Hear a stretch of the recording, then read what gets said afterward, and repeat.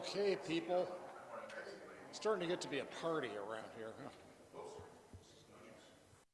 Is this on? Yes. Yeah. Okay.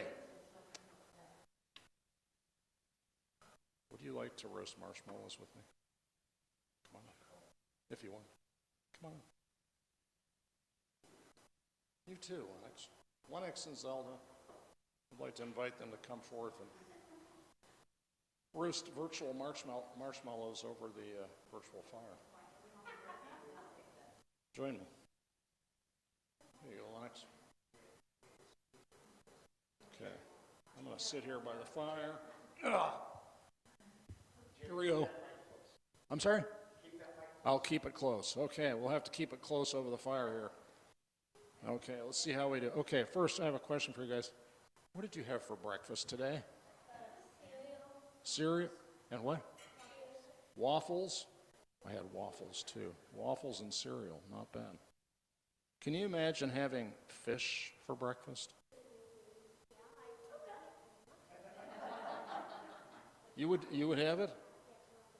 Tilapia, you'd have that for breakfast? Seriously?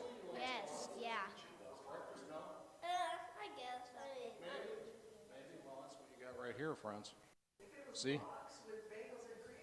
That's true. That's breakfast. See, I made fish out of the I don't know, they're not very good fish, but I tried to squish the marshmallow into a fish. So there's a great Bible story about Jesus showing up at Lake Galilee. Surprise! And his friends, his disciples, were there, and they were very surprised to see him. And when they came up to him, he had breakfast ready for them, and breakfast was fish and bread. And they were like, whoa, their eyes were like trash can lids. They were so big. Have you ever been so excited that your eyes lit up like this and that you felt like you were on fire? Never happy like that? Well, let's work on that. Yeah, or just excited or turned on or something where you're like on fire.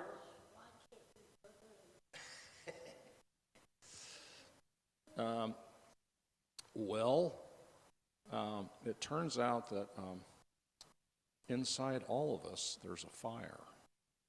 And Jesus taught us to be able to find the fire inside of ourselves, to find the light.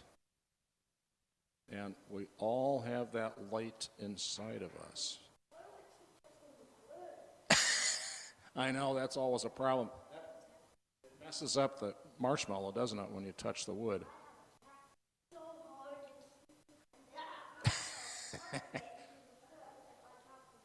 I know, but you got to get it in there so you can turn it, right? How do you like yours? Golden brown? Oh, just a little bit of brown on them? Okay, how about you, Lois? I like it plain. Plain? You don't like them cooked? Okay, we'll keep that in mind.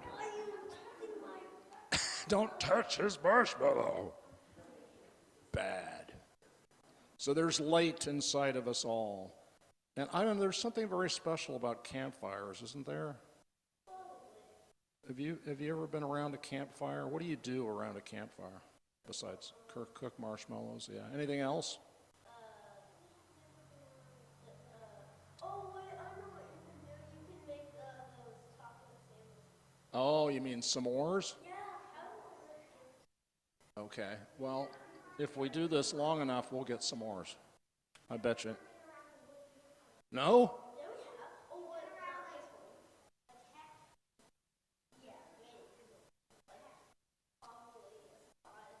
You know what I like about campfires, I'll tell you, is that you can sit in front of a campfire and you can be quiet and just stare at the fire, and you don't have to talk. But then when you do talk, then you can kind of go, oh, look at the fire for a while, and then decide whether or not to say something to the other person. And you have to not touch the other person's marshmallow. Very, very important. So there's something magical about campfires to make people talk together and think about things together. What did he say? All the things that he's talking about is stop touching my marshmallows. I'd say Lennox is very, very focused on getting it just right. Are you guys ready for some s'mores?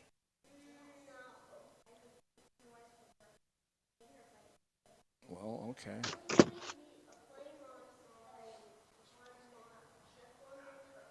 Okay. All right. I have a little surprise for you. If you'll turn around, you'll see that our buddy Calvin here has something for you, and it's not fish. Bummer. Okay, let's leave him right here and let the fish cook for a while, and you can enjoy some s'mores. Don't touch his marshmallow. Don't touch the marshmallow. No. Here we go. S'mores. And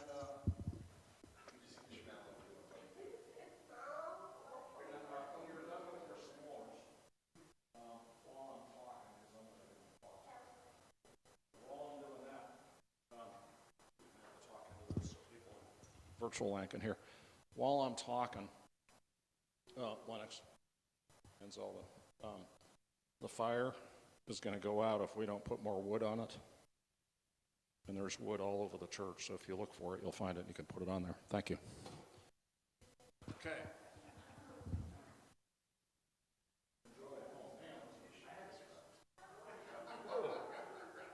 Whoa, dude.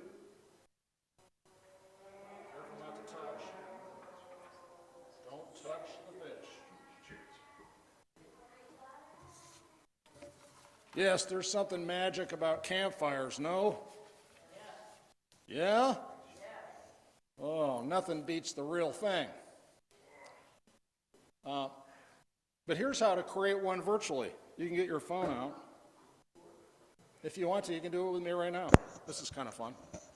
And go to virtual campfire with crackling fire sounds. Just search, and you'll get it. What? That one doesn't work. Just go to a virtual campfire. Just put in campfire. Video. Campfire video. And there's all sorts of them on here, and they're great. Here's one.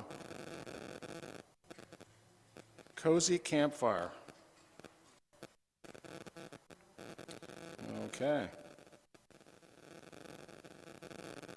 Oh man, I'm having a hard time for some reason.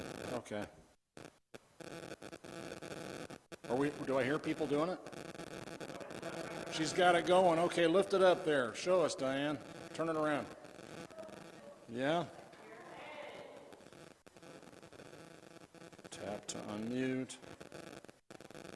Open app. It'll come up. Anyway, what you can do is get your campfire going on your phones, and then put your phones on a table, right? Get everybody in your family or your friend group to do this. Put all your phones with the campfire crackling in the center, and then you have repurposed your phone from being something that isolates you from other people into something that brings you together for a conversation around the campfire. Yes? Have fun with this. All sorts of ways to use the campfire video. Put it on your computer screen, and put it on your screen in your house, and have a convo around the campfire crackling on your TV screen. Have at it. Use your campfire video. This is something we started a whole program at USC called Campfires, and we would do this and get students to do this in their dorms and other settings to get them to move toward face-to-face conviviality as opposed to phone-to-face non-conviviality. Because there's something magical about a campfire. And by the way, when you're done, remember there's wood all over. We got to get this fire going, okay? We got to get the light of the fire going, and we got to get the light inside of our souls going, yes? Because the campfire inspires us to find the light within ourselves. The message of Jesus. You're the light of the world. Just as long as I'm in this world, I am the light of this world. Just as long as I'm in this world, I am the light of this world. Hey, look, she's got it figured out. Throw it on the fire. Throw them on the fire. They're all over the church. There's all around the church. You'll find them. Take your time. So, go for it, Brian. Maybe you'll find some wood. Yeah. There's really a fire in here. Check it out. Come on, pile it on. So, things you can do around the campfire, right? Things we can do. I think a campfire, the beauty of a campfire is that you can have a conversation and you can be quiet in between parts of the conversation, right? Because you got something else to distract you, so you don't have to, usually when people have a conversation, it's all over. You'll find it. Michelle figured it out. Okay, they're everywhere. Usually when we have conversations, somebody did a study of this. It's really crazy. But very often, if you say something to me, Diane, I will answer you I'll start to answer you in a quarter of a second. Is he faster?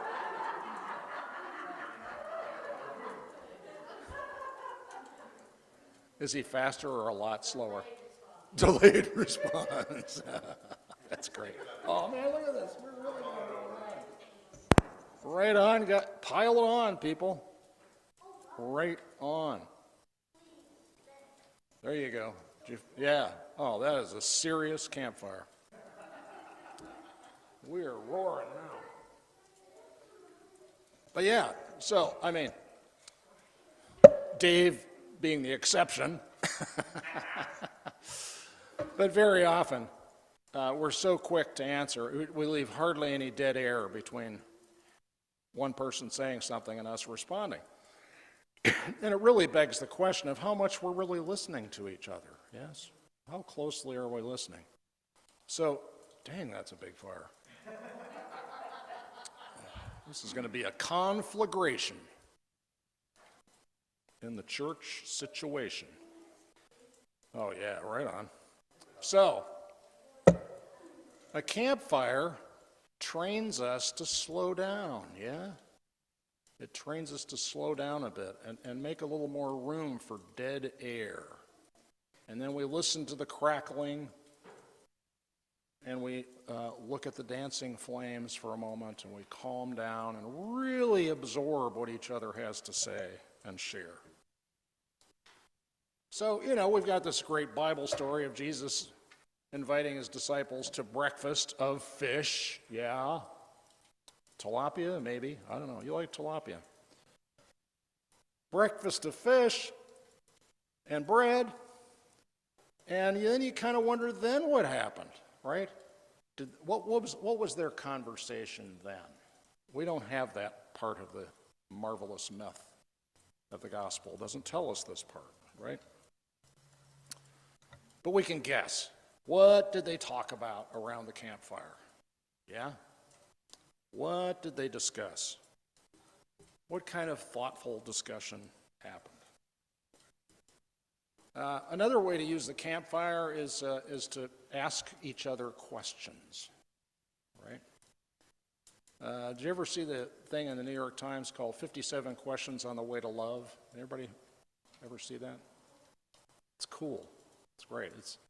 It's really thought-provoking and a great exercise for couples, families, friends to go deeper in a relationship by asking questions.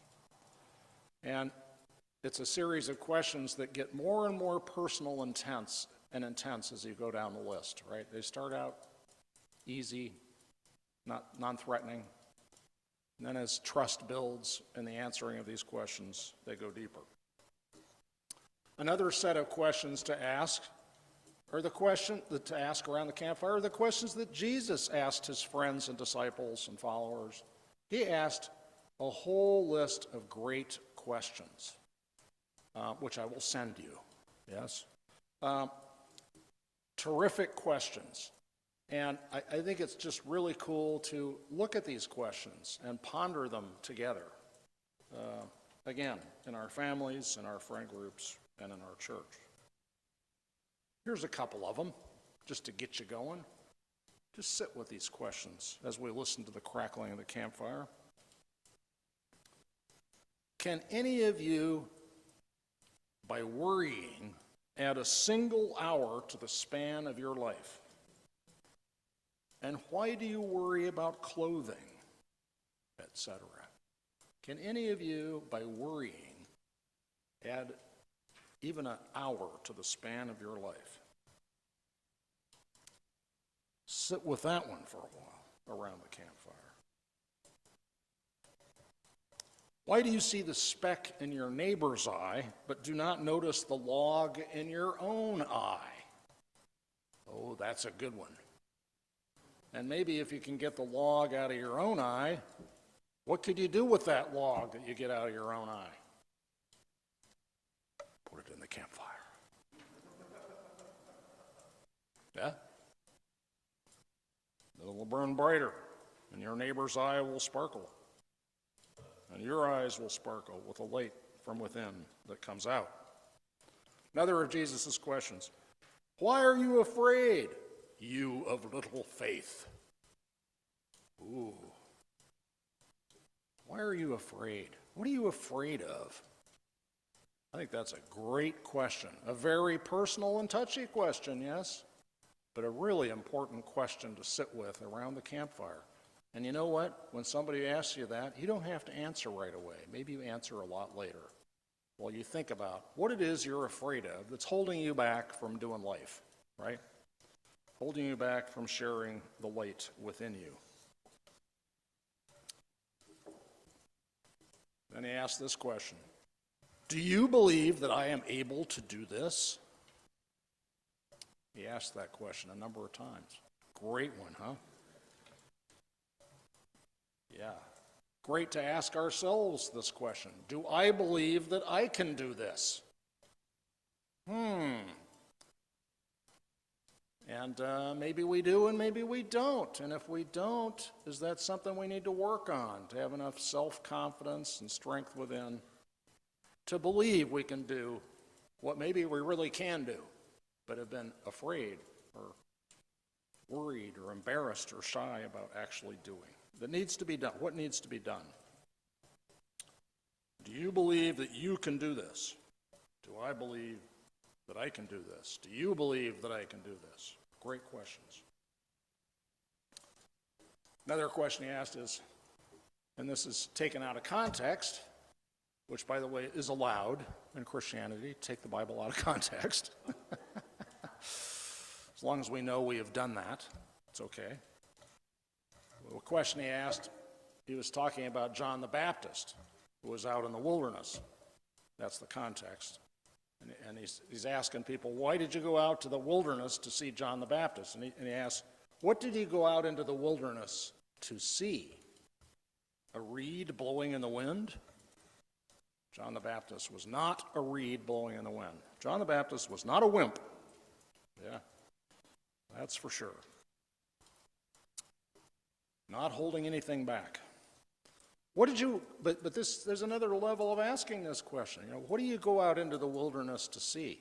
The wilderness inside yourself, in your soul, in your body, because that's a wilderness. There's all sorts of mystery and allure to that wilderness, but also the wilderness outside, out in nature. What do we go in to our inner nature to see? What do we want to find in there? What are we looking for inside of ourselves?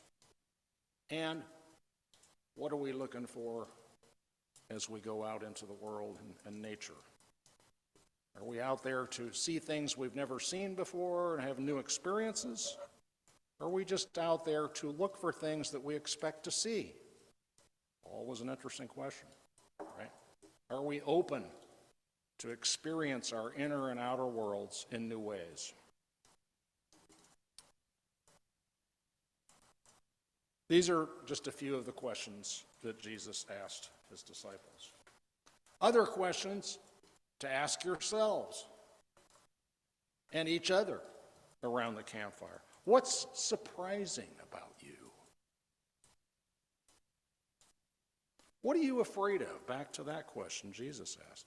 When was the last time you laughed so hard that you cried? When was the last belly laugh that you had, right? Where it hurt to breathe. You guys ever laugh so hard it hurt to breathe? Okay, we're going to work on that here. That'll be a project. About a month ago, we had this woman visit us, young woman, and I don't know what it was with this gal, but she got us going, and we could not breathe. It was getting painful. We laughed so hard. Can't explain it, but one of those convos. What are you most grateful for? Great question. Another one. What unknown or question is most interesting to you in your field of study or work? Right? All of us have some kind of a occupation or field that we work in. Every field of work or study has unknowns, things we don't know yet, right? What are the most important and interesting unknowns in your field of work or study? Another question for the campfire. What keeps you up at night? Oh, that's a good one. What do you think about at 2 o'clock in the morning when you wake up thinking? Other things to do around the campfire. Share your dreams, your nighttime dreams. What did you dream last night? Write it down. And then around the campfire, the virtual campfire, or the real campfire, tell about it. And there's a whole method of this that I'll send to you, a way to talk about and share and explore your dreams. Dream campfires, awesome. We do that at USC too. I started dream groups there with students who share their dreams and then talk about what they mean to them, because every dream has infinite number of possible meanings. There's no fixed meanings for our dreams. And another kind of campfire is the clearness campfire. This is a Quaker tradition that I think is way cool, and I would love to make it happen here in our church. They call them clearness committees, but it's a great thing for a campfire. A clearness committee is where one of you has got some tough decision to make, something on your soul and mind, something that you're working on, you got to deal with, like a career decision, a life move, moving or changing your life or doing something that's big, and you're struggling with that. And then you convene a clearness campfire to get clear, about what you want to do.